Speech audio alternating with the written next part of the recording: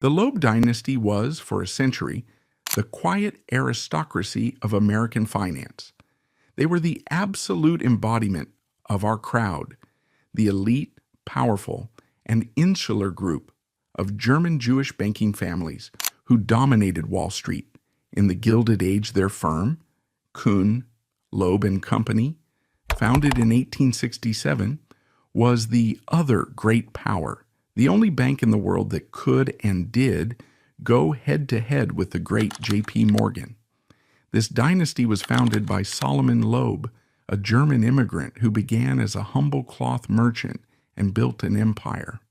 Under the leadership of his brilliant son-in-law, Jacob Schiff, the family's fortune, estimated in the billions in today's money, was built on financing the very infrastructure of America, its railroads, its telegraphs, and its industrial titans.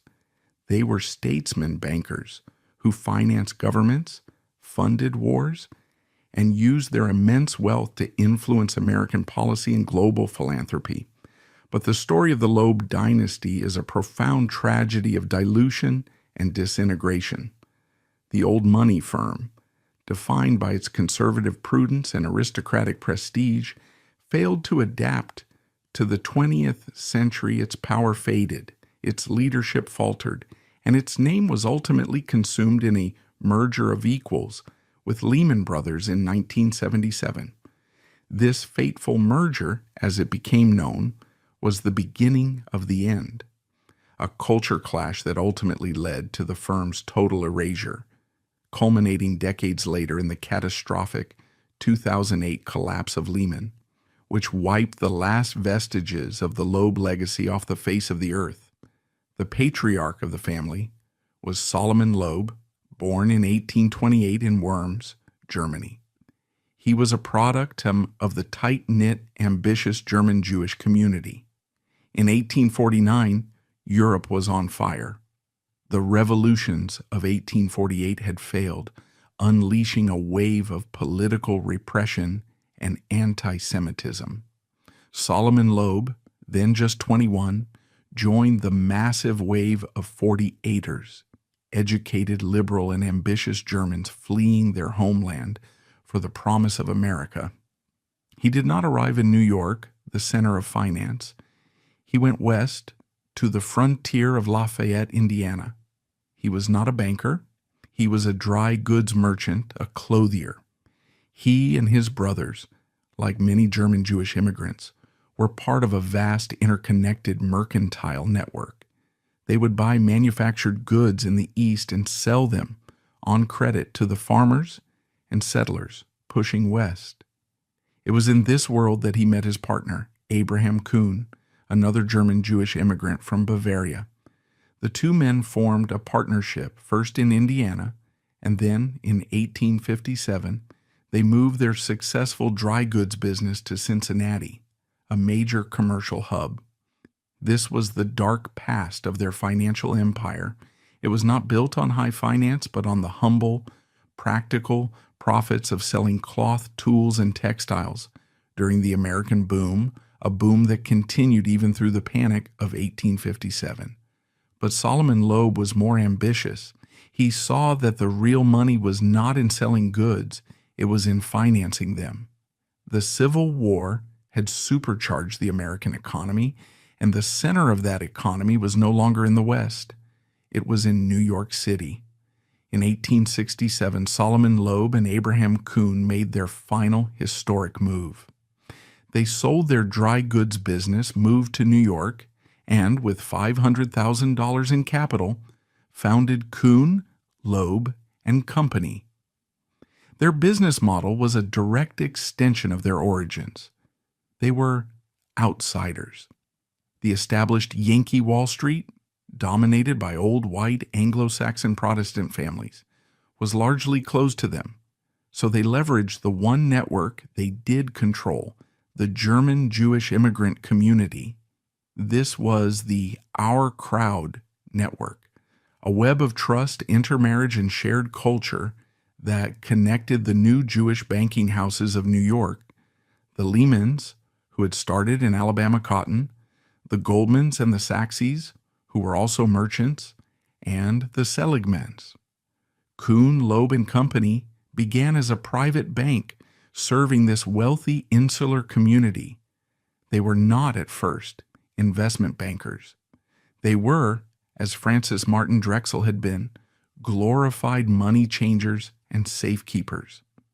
They provided letters of credit for their German-American clients, exchanged foreign currencies, and, most importantly, they sold gold.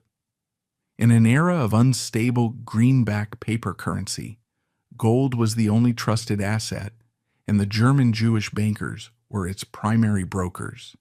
They also, like the Drexels, saw the opportunity of the post-Civil War boom.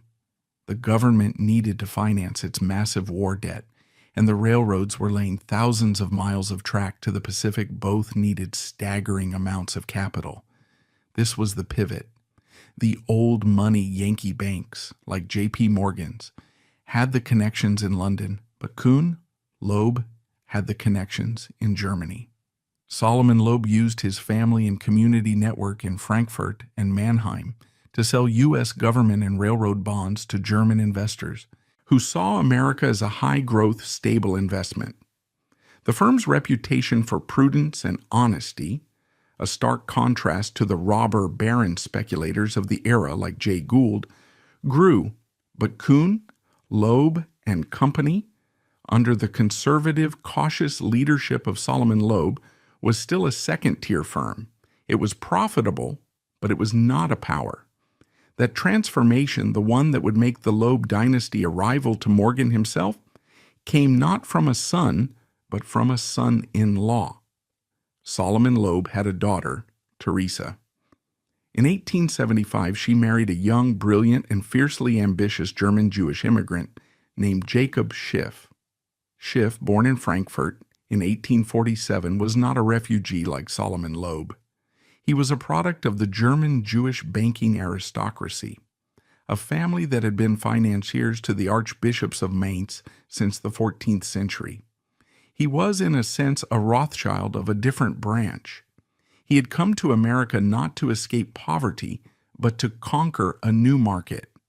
He joined Kuhn, Loeb and Company in 1875, bringing with him his family's deep, old-world capital connections and a ruthless, strategic mind that the firm had lacked. When Solomon Loeb retired in 1885, leadership of the firm passed, in the classic Our Crowd tradition, to his son-in-law. The ascent of Jacob Schiff was the true beginning of the Loeb Schiff dynasty. Schiff was not a merchant. He was a financial general. He immediately and aggressively moved the firm from a safe bond seller into a high-stakes, risk-taking underwriter. He saw that the railroad boom was far from over, and he aimed to control it. His target was the biggest prize of all, the Union Pacific Railroad. The Union Pacific, the railroad that had connected the continent, was a financial disaster. It had been looted by its own management in the Crédit Mobilier scandal of the 1870s, a scandal which, unlike the Drexels, the Loebs were not involved in, and had collapsed into bankruptcy during the Panic of 1873. It was a broken, massive, and seemingly unsalvageable wreck. While other bankers, including J.P. Morgan, refused to touch it, Jacob Schiff saw his opportunity. He allied with the railroad baron E.H. Harriman. In the 1880s, Schiff, through Kuhn, Loeb, masterminded the $100 million reorganization of the Union Pacific. He did not just sell its bonds, he guaranteed them. He used his German connections, his firm's capital, and his own ironclad reputation to raise the money, restructure the debt, and install Harriman as its new leader. It was a staggering success. The Union Pacific, under Harriman's management and Schiff's financing, became one of the most powerful and profitable corporations in the world, and Kuhn, Loeb and Company, which had earned a massive 5 to 10% underwriting fee, was now, in a single stroke, the dominant railroad bank in America. This put Jacob Schiff and the Loeb Dynasty on a direct collision course with the only other man who believed he had the divine right to control America's railroads, J.P. Morgan. The rivalry was not just business, it was cultural. It was our crowd, the German Jewish elite, versus the 1899s, the Yankee Protestant establishment. Morgan, who'd inherited his father's partnership with the old money Drexels, saw Schiff and the new money Kuhn, Loeb, as upstarts. This rivalry culminated in the legendary Northern Pacific Panic of 1901, both Schiff backing Harriman and Morgan backing James J. Hill wanted control of the Northern Pacific Railway, a line that was crucial for access to Chicago. In a spectacular high-stakes battle, both banking houses began secretly buying up the railroad's stock.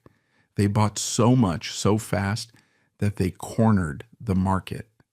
They had in their hubris bought more shares than actually existed for public trading.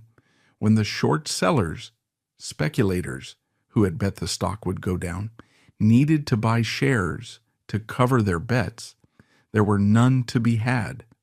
The price of Northern Pacific stock exploded from $110 to $1,000 per share in a single day. The stock market collapsed and a full-blown financial panic was triggered, bankrupting dozens of smaller firms. Schiff and Morgan, staring into the abyss of a mutual system-wide destruction, were forced to call a truce.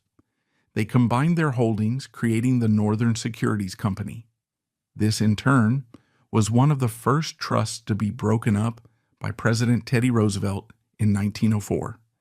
But the 1901 panic was a clear signal. The outsider German Jewish firm of Kuhn, Loeb & Co. was now the equal and the rival of the House of Morgan. This rivalry was also evident in the great U.S. Steel deal of 1901. When J.P. Morgan was assembling his $1.4 billion steel trust, he could not do it alone. He needed his rival's capital and distribution network. Reluctantly, he invited Kuhn, Loeb, and Company into the underwriting syndicate. The Loeb-Schiff dynasty took its multi-million-dollar share of the profits, cementing its place at the very center of American finance. But Jacob Schiff's ambition was not just domestic, it was global, and it was personal. Schiff was not just a banker. He was the undisputed leader of the American Jewish community. He was a statesman who saw his wealth as a divine instrument for protecting the Jewish people around the world. And his greatest enemy was Tsarist Russia, a regime infamous for its brutal, state-sponsored pogroms, massacres against its Jewish population. Schiff had spent years lobbying Washington, trying to get the U.S. government to punish Russia for its human rights abuses, all to no avail. In 1904, his opportunity for revenge arrived. The Russo-Japanese War broke out. Japan, an emerging non-Western power, desperately needed money to fight the Russian giant. They sent emissaries to London and New York. The Christian banks of London and the Morgan House, not wanting to upset the European balance of power, refused. The Japanese came to Jacob Schiff. Schiff, in a move that stunned the world, saw his chance.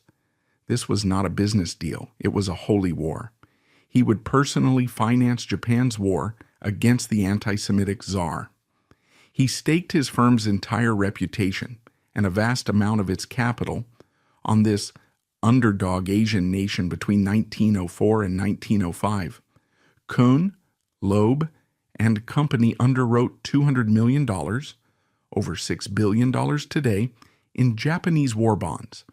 This was the first time an Asian nation had ever raised money on Wall Street. It was a massive, unprecedented gamble. When Japan won the war, a stunning victory, sinking the entire Russian fleet at the Battle of Tsushima, Jacob Schiff was hailed as a hero. The Emperor of Japan awarded him the Order of the Sacred Treasure, but more importantly, He had helped to financially cripple the Russian Empire, an act that was a primary factor in triggering the 1905 Russian Revolution. He had used the Loeb family's capital to exact his own personal financial revenge on the Tsar. This was the peak of the Loeb dynasty. Jacob Schiff was a global power, a prince of finance who could fund nations and topple empires. His family, which now included new partners like Felix Warburg, who married Schiff's daughter in 1895, and Otto Kahn, was at the center of the Pujo Committee investigations in 1912, where they, alongside J.P. Morgan, were investigated as part of what became known as the Money Trust, accused by investigators of holding a cartel-like grip on American finance. They funded the U.S. effort in World War I, selling billions in Liberty bonds, and poured their money into philanthropy, funding the Jewish Theological Seminary, the Metropolitan Museum of Art, and a Galveston plan to resettle Russian Jewish immigrants in Texas. But this golden age was about to end.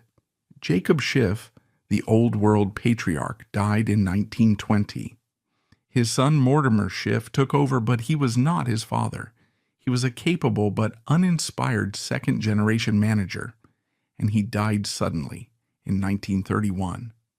The firm, now led by partners who were not direct family, was suddenly adrift. It had lost its visionary autocratic leaders, and it was now facing a new hostile world.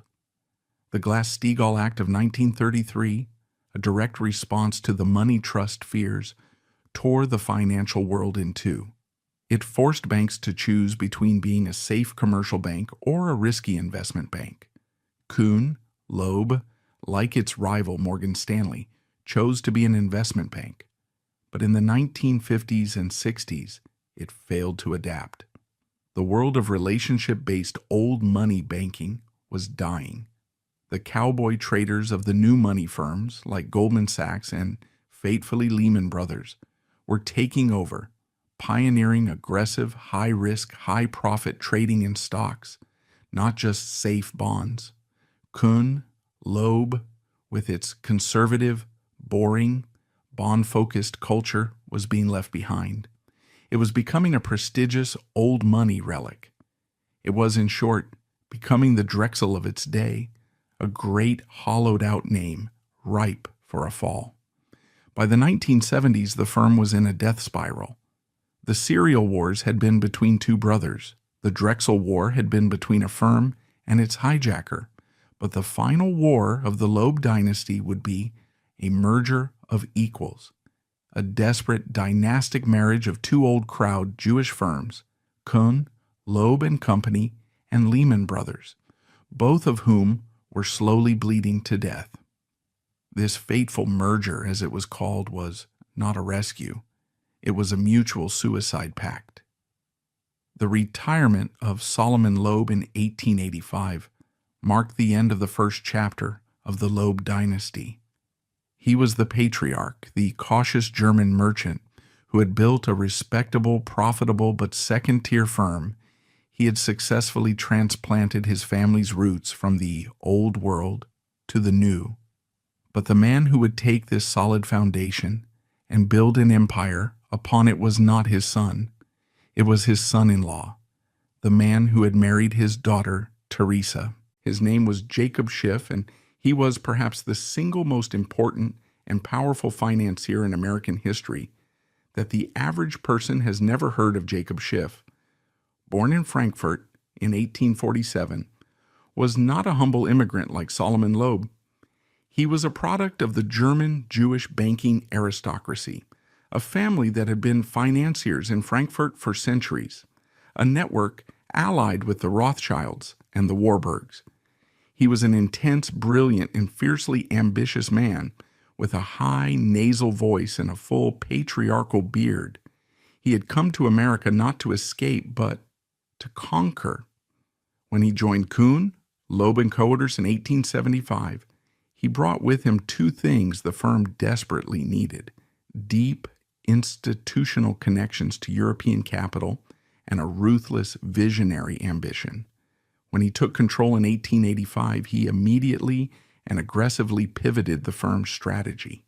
He was not interested in his father-in-law's safe business of selling government bonds to German widows.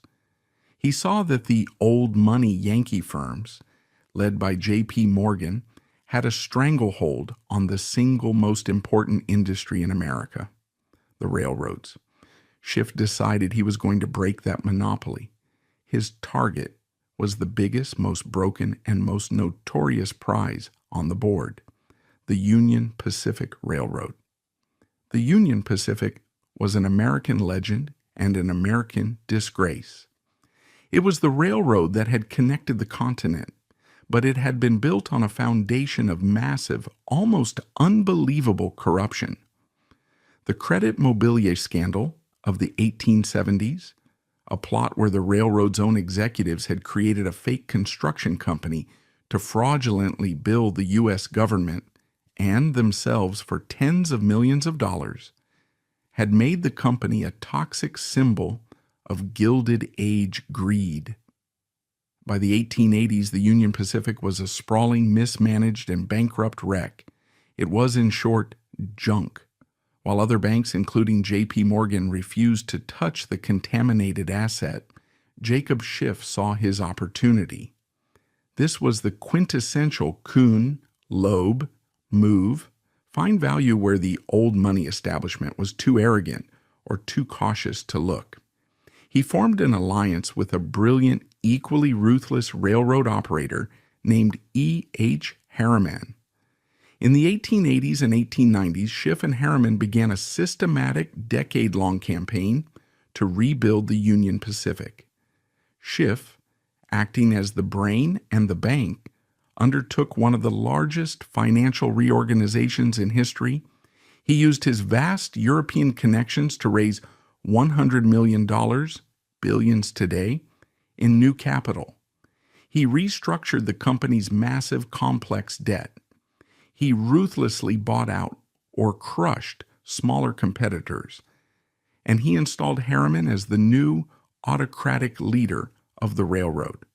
The gamble was a staggering success under Harriman's operational genius and Schiff's financial discipline. The bankrupt Union Pacific was transformed into the most powerful, efficient, and profitable railroad corporation in the world. And Kuhn, Loeb and Company, which had taken a massive 5 to 10% underwriting fee on every bond issued, was now, in a single stroke, the dominant railroad bank in America. This victory had two immediate and world-changing consequences. First, it made the Loeb Dynasty fabulously wealthy. Second, it put Jacob Schiff on a direct collision course with the only other man in the world who believed he had the divine right to control America's industrial economy, John Pierpont Morgan. The rivalry between Jacob Schiff and J.P. Morgan was not just business, it was cultural. It was a battle for the soul of Wall Street. It was our crowd, the new money German Jewish elite, versus the Yankee establishment, the old money Anglo-Saxon Protestant aristocracy. Morgan, who had inherited his father's partnership with the old money Drexels, saw Schiff and the Kuhn, Loeb partners as upstarts, outsiders who did not belong in the Club Schiff. In turn, saw Morgan as an arrogant, overrated bully. Their rivalry was personal, bitter, and defined by a deep mutual aristocratic contempt. This rivalry culminated in 1901 in the legendary Northern Pacific Panic, one of the most spectacular financial battles ever waged. The fight was over control of the Northern Pacific Railway, NP, a line that was critical for access to the Chicago freight hub. Both firms wanted it. Schiff, backing his man Harriman of the Union Pacific, began to secretly buy up Northern Pacific stock. At the exact same time, J.P. Morgan, backing his man James J. Hill of the Great Northern Railway, also began to secretly buy up the stock. It was a silent, high-stakes game of chicken, played by two financial titans. They were both buying millions of dollars worth of NP stock in cash on the open market, trying to gain a controlling interest before the other side knew what was happening. The problem was they were too successful. In a matter of days, the two banking houses, in their blind, ego-driven battle, had cornered the market. They had in fact bought more shares of Northern Pacific stock than actually existed for public trading. The short sellers, speculators on Wall Street who had bet that NP stock would go down, were now trapped. To close their short positions, they were legally required to buy NP stock and return it to their lenders. But there was none left to buy. Schiff and Morgan owned it all. The result was panic. The price of Northern Pacific stock, which had been trading at $110 a share, exploded. It shot up to $170, then $300, then $700. On May 9, 1901, it briefly touched $1,000 per share. The shorts were being annihilated. To raise the cash to buy these $1,000 shares, they were forced to sell everything else they owned: their U.S. Steel, their other railroads, their government bonds. The entire rest of the stock market collapsed as a tsunami of panic selling hit the floor. Dozens of smaller brokerage firms were bankrupted, and the U.S. economy was pushed to the brink of a full-scale financial crisis. Schiff and Morgan, staring into the abyss of a mutual, system-wide destruction they had both created, were finally forced to call a truce. They agreed to stop fighting. They pooled their Northern Pacific holdings and formed a new, massive holding company to manage all the Northwestern railroads. This new giant monopoly was called the Northern Securities Company. This truce was in itself an act of such staggering arrogance that it triggered the second and more powerful phase of the conflict. When President Teddy Roosevelt heard that these two bankers had, in a private war, nearly destroyed the U.S. economy and had solved it by creating a new illegal super-monopoly, he was enraged. In 1902, Roosevelt ordered his Attorney General to sue the Northern Securities Company under the Sherman Antitrust Act. In 1904, the Supreme Court ruled in Roosevelt's favor, and the trust was broken up. The Northern Pacific Panic was a crucial defining moment.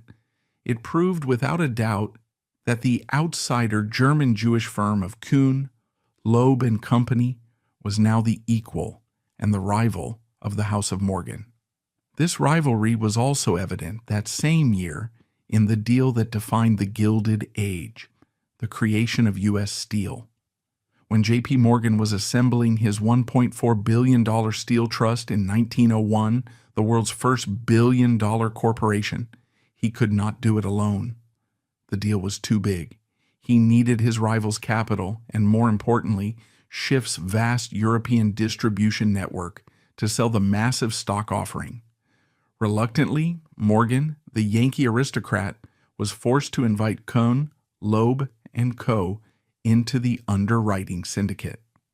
The Loeb Dynasty, as partners in the most lucrative deal in history, took their multi-million-dollar share of the profits, cementing their place at the very center of American finance.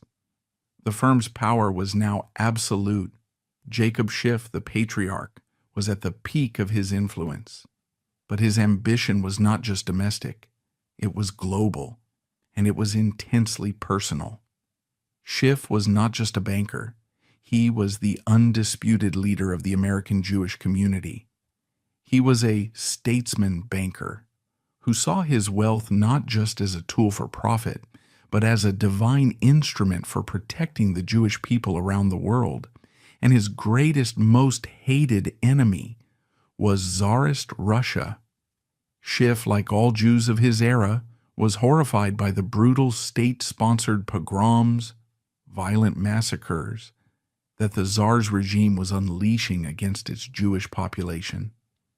He saw the Tsar as a butcher, a medieval tyrant in a modern world. He had spent years lobbying the U.S. government to punish Russia for its human rights abuses, all to no avail. In 1904, his opportunity for revenge arrived. The Russo-Japanese War broke out. It was a classic David versus Goliath story. The small underdog and non-Western nation of Japan was fighting the massive Christian Russian Empire. Japan, an emerging industrial power, desperately needed money to finance its army and navy. They sent emissaries to the banking capitals of the world in London and New York. The Christian banks, the Morgan-affiliated houses, refused. They would not back the yellow race against a white European power. The Japanese came last to Jacob Schiff. Schiff, in a move that stunned the financial world, saw his chance. This was not a business deal. It was a holy war. He would personally finance Japan's war against the anti-Semitic Tsar. He, a single private citizen, would bring the Russian Empire to its knees. He staked his firm's entire reputation and a vast amount of its capital on this underdog Asian nation. It was the most audacious gamble of his career. Between 1904 and 1905, Kuhn, Loeb and Company single-handedly underwrote $200 million, over $6 billion today, in Japanese war bonds.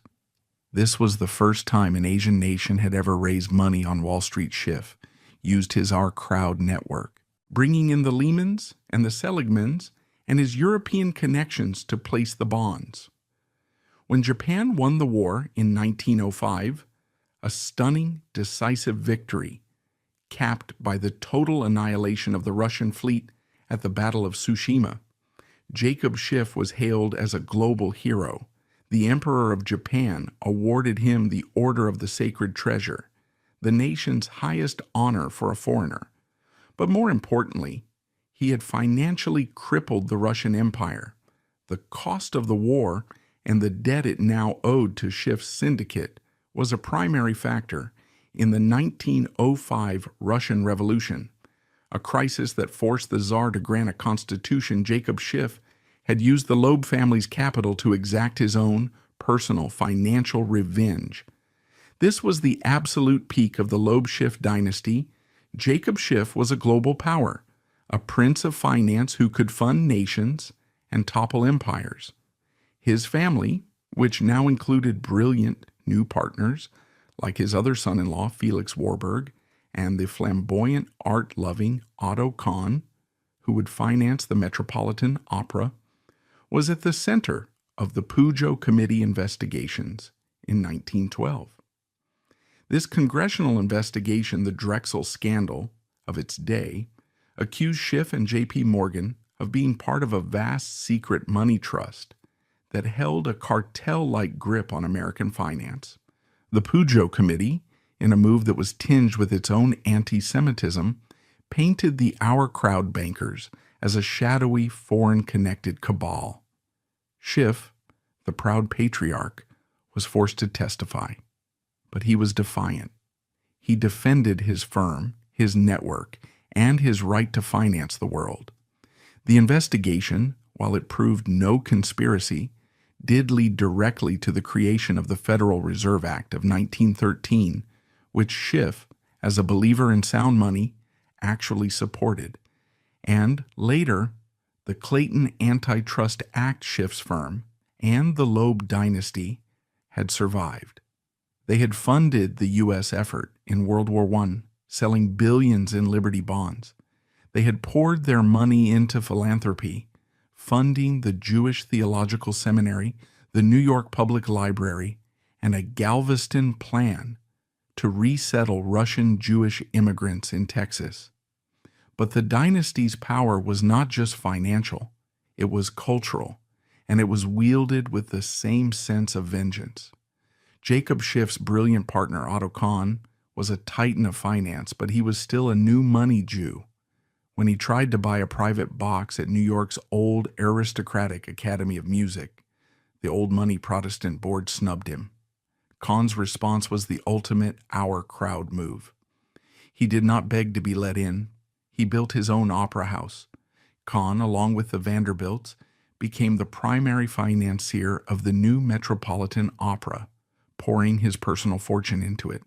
He made the Met the most spectacular, star-studded, and artistically brilliant opera company in the world, a palace for the new aristocracy. The old Academy of Music, unable to compete, withered and went bankrupt. This was not just philanthropy, it was cultural revenge, but this golden age was about to end. The firm was defined by and dependent on the singular autocratic genius of Jacob Schiff, and Schiff died in 1920. His son Mortimer Schiff took over, but Mortimer, as mentioned, was not his father. He was a capable but uninspired second-generation manager. And when Mortimer died suddenly, in 1931, the firm's central family leadership was broken forever. The firm was now run by a committee of partners, men who lacked the vision and the autocratic power to force the firm to adapt to the new hostile world. The Glass-Steagall Act of 1933 was the first great blow. It was a direct legal assault on the money trust model that Schiff and Morgan had perfected. It tore the financial world in two, forcing banks to choose between being a safe commercial bank or a risky investment bank. Kuhn, Loeb, like its rival Morgan Stanley, chose to be an investment bank. But this decision cut them off from the massive, stable capital base of commercial deposits that had always funded their operations. They were now a pure investment bank, relying on their wits and their relationships, just as a new, more aggressive, and more dangerous form of Wall Street was being born. The post-World War II era was the age of the trader, the cowboy. The new money Wall Street of the 1950s and 60s was not about old-world relationships. It was about high-volume, high-risk equity trading. The old gentleman's business of underwriting safe bonds for railroads was boring, and more importantly, unprofitable. The real money was being made by the vulgarians, in the eyes of the Kuhn, Loeb partners, who were aggressively trading stocks for their own accounts. The new bulge bracket giants were rising: Goldman Sachs, Merrill Lynch, and, fatefully, their old Our Crowd rival, Lehman Brothers. Kuhn, Loeb, and company refused to adapt. They were trapped by their own history, their own prestige. They were bondmen in a new world of stockmen. Their corporate culture was defined by a snobbish, aristocratic conservatism. They looked down on the grubby, high-risk business of equity trading. As the financial historian Charles Geist noted, the firm was dying of prestige. This clash of cultures was the central problem.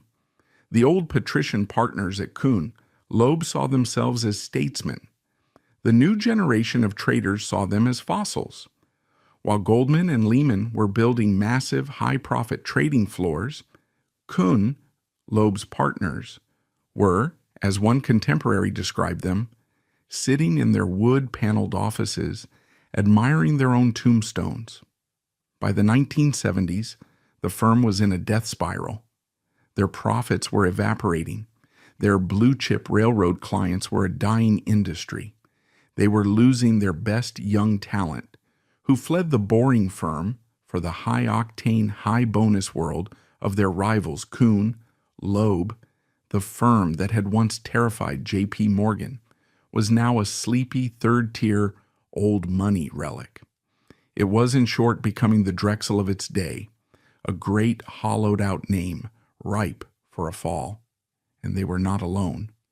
Their old rival, Lehman Brothers, was in the exact same sinking boat. The death of Jacob Schiff in 1920 was not just the passing of a patriarch. It was the beginning of the end for the Loeb Dynasty, the Golden Age, where Schiff, the statesman banker, could rival J.P. Morgan and restructure the American railroad system had died with him.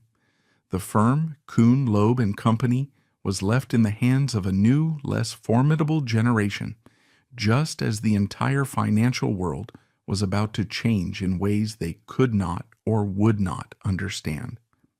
The story of the dynasty's fall is not a sudden, dramatic explosion like the Drexel collapse. It is a slow 50-year-long decline, a tragedy of arrogance, dilution, and a catastrophic failure to adapt.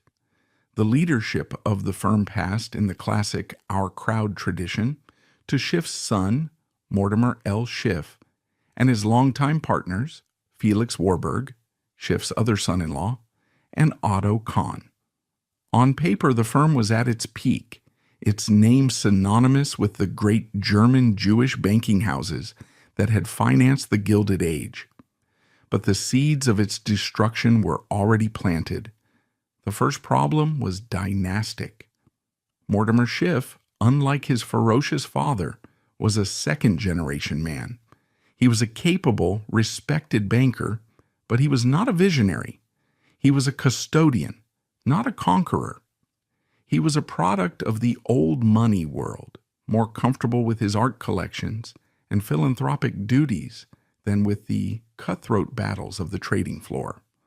When Mortimer died suddenly in 1931, the firm's central family leadership was broken forever. The firm was now run by a committee of partners, men like John L. Loeb Sr., a relative from a different branch, and other non-family members.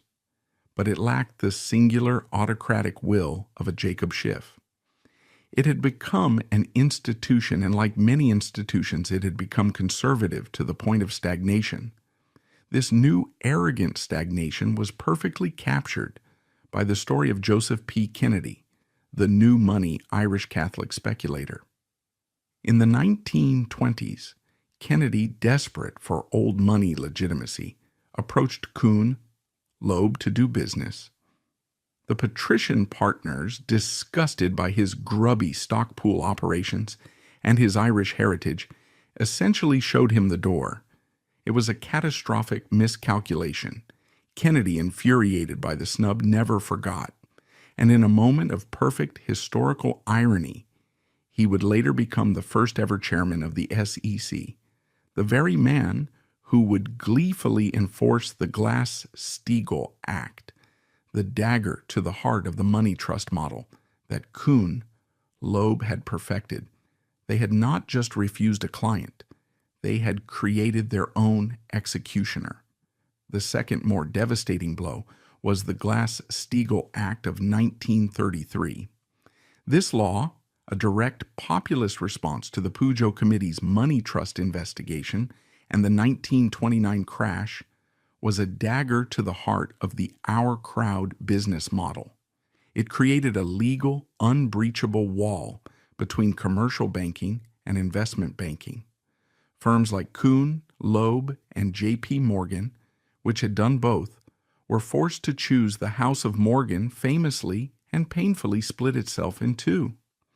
J.P. Morgan and Company remained a safe commercial bank, while a new spin-off firm, Morgan Stanley, was created to handle the risky investment banking. Kuhn, Loeb and Company made a different and ultimately fatal choice. They chose to remain an investment bank. This decision, which seemed logical at the time, cut them off from the massive, stable capital base of commercial deposits that had always funded their operations. They were now a pure investment bank, reliant on their wits and their relationships, just as a new, more aggressive, and more dangerous form of Wall Street was being born. The post-World War II era was the age of the trader, the cowboy. The new money Wall Street of the 1950s and 60s was not about old-world relationships. It was about high-volume, high-risk equity trading. The old gentleman's business of underwriting safe bonds for railroads was boring and, more importantly, unprofitable. The real money was being made by the vulgarians, in the eyes of the Kuhn, Loeb partners, who were aggressively trading stocks for their own accounts. The new bulge bracket giants were rising: Goldman Sachs, Morgan Stanley, and fatefully, their old Our Crowd rival, Lehman Brothers. Kuhn, Loeb & Co. refused to adapt. They were trapped by their own history, their own prestige. They were bond men in a new world of stockmen. Their corporate culture was defined by a snobbish, aristocratic conservatism. They looked down on the grubby, high-risk business of equity trading. As the financial historian Charles Geist noted, the firm was dying of prestige. This clash of cultures was the central problem. The old patrician partners at Kuhn, Loeb saw themselves as statesmen. The new generation of traders saw them as fossils. While Goldman and Lehman were building massive, high-profit trading floors, Kuhn, Loeb's partners, were, as one contemporary described them, sitting in their wood-paneled offices, admiring their own tombstones. By the 1970s, the firm was in a death spiral. Their profits were evaporating. Their blue-chip railroad clients were a dying industry. They were losing their best young talent, who fled the boring firm for the high-octane, high-bonus world of their rivals Kuhn, Loeb. The firm that had once terrified J.P. Morgan was now a sleepy third-tier old money relic. It was, in short, becoming the Drexel of its day, a great hollowed-out name, ripe for a fall. And they were not alone. Their old rival, Lehman Brothers, was in the exact same sinking boat. The Loeb Dynasty, built on Alabama cotton and railroad finance, was also a member of our crowd. But it, too, was suffering from a dynastic crisis that was a perfect mirror of Kuhn, Loeb's. Lehman's own legendary, autocratic patriarch, Robert Bobby Lehman, had ruled the firm with an iron fist for decades. He was their Jacob Schiff. And when he died in 1969, he left a massive, unfillable power vacuum. Lehman Brothers instantly descended into a vicious internal civil war. The firm was not split by culture like Kuhn, Loeb. It was split by function. On one side were the bankers. These were the old guard, white shoe partners, led by the smooth, politically connected Pete Peterson, who would later found the Blackstone Group. They, like the Kuhn, Loeb partners, believed in the relationship business of advising CEOs and underwriting bonds. On the other side were the traders. These were the new money cowboys who ran the firm's muscular trading desk, led by the notoriously tough cigar-chomping Lou Glucksman. The traders were the ones generating the actual profits, and they held the gentlemen bankers in open, seething contempt. So by 1977, the two greatest old crowd, Jewish dynasties on Wall Street, were both bleeding to death. Kuhn, Loeb was dying of stagnation. Lehman Brothers was dying of infighting. They were two dinosaurs, too slow and too proud to survive in the new, faster, more brutal world. Desperate and facing financial oblivion, they decided on a last-ditch solution, the classic arranged marriage of dying aristocracies, a merger of equals. In 1977, the two firms announced they would merge. The new entity would be called Lehman Brothers, Kuhn, Loeb Incorporated. The deal, valued at around $50 million, was not a strategic masterstroke. It was what many on Wall Street viewed at the time as a mutual suicide pact. It was, as the Wall Street Journal noted, an attempt to combine two weak firms to make one strong one. But as every Wall Street analyst knew, when you combine two weak firms, you almost always get one larger, weak firm. The financial press and Wall Street was immediately skeptical. This was not a merger of strengths. It was a merger of weaknesses. It was an attempt to smash together two profoundly dysfunctional and warring corporate cultures. The internal conflict that had defined the separate firms now became a single massive culture war inside the merged firm. The clash was immediate and catastrophic. It was, as one partner described it, a civil war in slow motion. The Kuhn, Loeb partners, who still saw themselves as the aristocracy of the deal, were conservative, analytical, and bond-focused. They were gentlemen who believed in long-term relationships, prudence, and their old money reputation. They had joined the firm believing their prestige would elevate the grubby Lehman traders. The Lehman Brothers partners were the barbarians. They were aggressive, high-risk traders, cowboys who lived on the adrenaline of the stock market. They saw the Kuhn, Loeb partners as stuffy, lazy, and deadwood, and they had no intention of sharing power. The Lehman traders, who were generating most of the new firm's meager profits, held the gentlemen of Kuhn, Loeb, in open contempt. They mocked their old-world traditions, their cautious strategies, and their lack of a killer instinct. The result was a paralysis. The new merged firm, which was supposed to be a powerhouse, was at war with itself. The two factions fought over everything: office space, bonus pools, and most importantly, strategy. The firm had no unified vision. It was a two-headed monster pulling in opposite directions. The Loeb faction wanted to invest in safe long-term bonds, while the Lehman faction wanted to make high-risk, high-reward bets on stocks. This internal chaos led directly to the financial massacre of the dynasty. The firm, crippled by infighting, was losing money. Its performance in the early 1980s was abysmal. And the Lehman Traders faction, led by the ruthless Lou Glucksman, finally made their move. They staged a brutal boardroom coup, forcing out the banker faction, led by Pete Peterson, who had brokered the merger. Glucksman, a pure trader, was now in sole control, and he had no sentimentality for the Kuhn-Loeb name. To him, it was just dead weight, a relic of a bygone era, a symbol of the stuffy bankers he had just defeated by 1984. Glucksman's own aggressive, high-risk trading strategies had nearly bankrupted the merged firm. He, in turn, was now desperate. He needed a white knight, a buyer with deep capital to save them. He found one, American Express. American Express, led by the empire builder Sanford Weill, was on a quest to build a financial supermarket. They had already bought the brokerage house Shearson now. They saw a chance to buy the prestige of the Lehman and Kuhn, Loeb names for pennies on the dollar. In 1984, American Express acquired Lehman Brothers, Kuhn, Loeb Inc. for $360 million. This was the official ignominious end of the Loeb Dynasty. The 117-year-old name, which had once been the equal of Morgan, was now just a minor asset, swallowed whole by a credit card company. The disintegration of the name was immediate.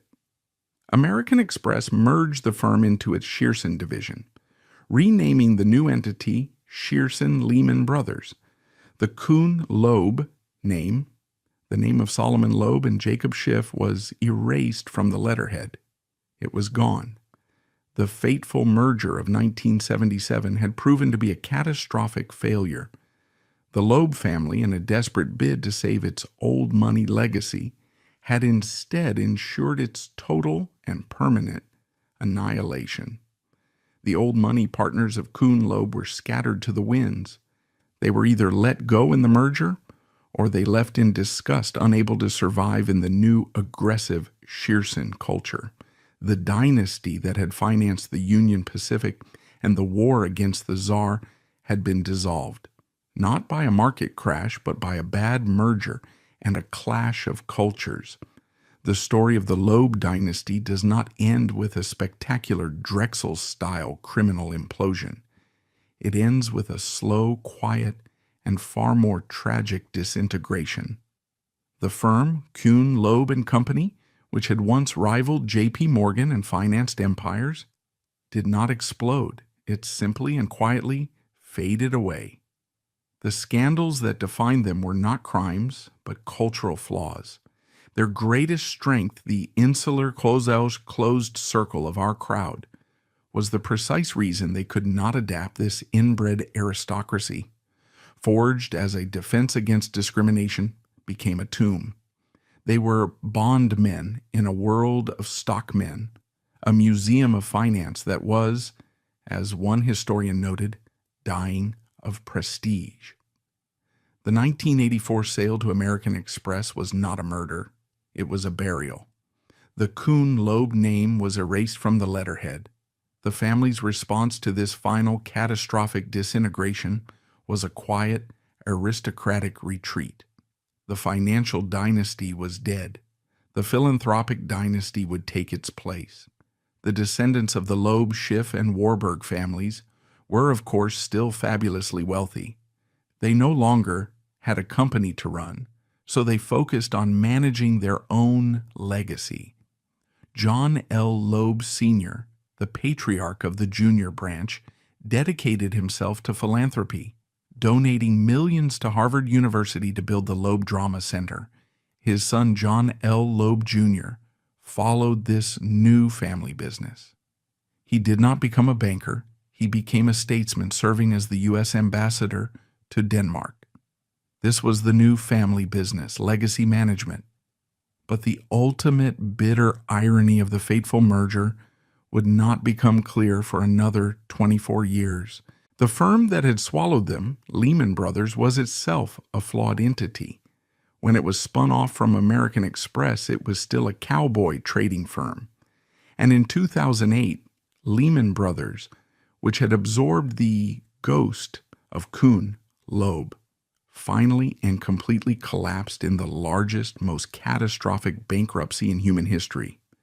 The Lehman Bankruptcy Examiner's report in 2010 detailed the exact same flaws that had killed Kuhn-Loeb, a culture of arrogance and a failure of risk management. The fateful merger of 1977 was not just a merger, it was a virus. The old money sickness of arrogance and the new money sickness of reckless trading had fused, creating a superbug that, when it finally died, took the entire global economy with it. The Loeb Dynasty, in the end, was not just a failure. Its final bitter irony was that the firm which absorbed it, Lehman Brothers, collapsed in 2008, becoming a global symbol of the very same cultural arrogance and risk management failures that had destroyed Kuhn-Loeb decades earlier.